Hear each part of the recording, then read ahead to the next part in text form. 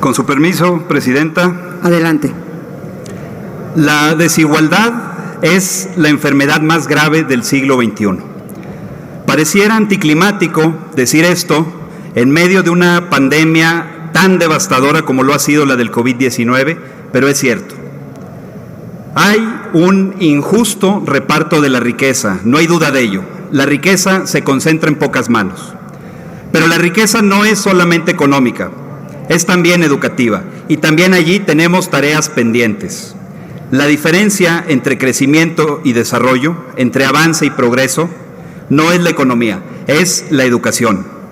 Y una sociedad con bajos niveles educativos no puede ser una sociedad equitativa. La desigualdad socioeconómica se contrarresta con la redistribución de la riqueza, es cierto, pero el gran diferenciador, el mayor equilibrador social, es la educación. Pese a que la globalización democratizó el conocimiento y que gracias a Internet hoy millones de personas pueden acceder al saber, que antes, por cierto, estaba concentrado en una élite intelectual, la educación de calidad sigue siendo privilegio de una minoría. Las buenas escuelas y las universidades de excelencia siguen siendo bienes escasos. Los maestros, las maestras bien preparadas no son suficientes para educar a todas y a todos los niños y jóvenes. La educación, por lo tanto, implica mucho más que solo tener acceso a la información. Lo informativo no es necesariamente formativo. Entre uno y otro median precisamente las instituciones educativas y su labor.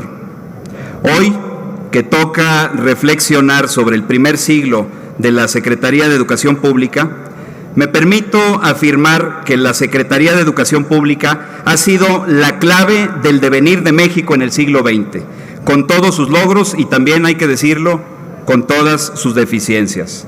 No se confundan, compañeras, compañeros, la palanca de nuestro desarrollo no es Pemex ni tampoco la CFE, es la SEP.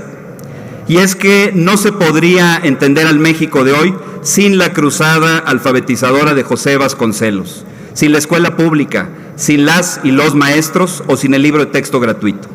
Sin todo eso no se explicarían nuestras luces y sombras, nuestros avances y tampoco nuestros rezagos. Si el analfabetismo se redujo de más del 80% de los mexicanos al 5% en el último siglo, es en gran medida gracias a la SEP. Pero si en la actualidad nuestro promedio de escolaridad es de poco más de 9 años, hay que decirlo, es también por las insuficiencias de la Secretaría de Educación Pública. No podemos hablar de la grandeza de la SEP sin señalar también sus limitaciones. Y la pandemia ha revelado de manera dolorosa la enorme brecha educativa que persiste en nuestro país. Las y los niños que asisten a escuelas privadas, aquellos que tomaron clases en línea y que tuvieron la posibilidad de estudiar desde casa, mostraron un rezago mucho menor que el que se percibe en las y en los niños inscritos en escuelas públicas, y que tuvieron que sustituir la escuela y a sus maestras con cuadernillos y 1 hora de televisión para cumplir su ciclo escolar.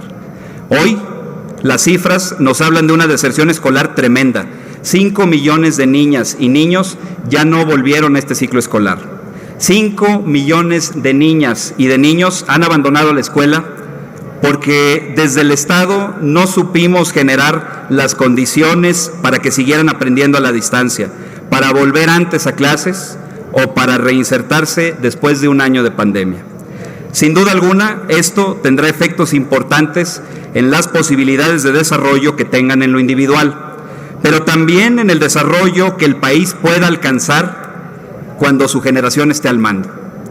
Desde Movimiento Ciudadano nos hemos comprometido para lograr este objetivo. Educación, si queremos democratizar las destrezas y las competencias entre nuestra población. Educación, si queremos terminar con la terrible injusticia que nos ancla al destino derivado de donde nacimos. A 100 años de la SEP, la propuesta es más y mejor educación. Ojalá encontremos en todos ustedes, compañeras, compañeros, aliadas y aliados que nos acompañen en esta labor.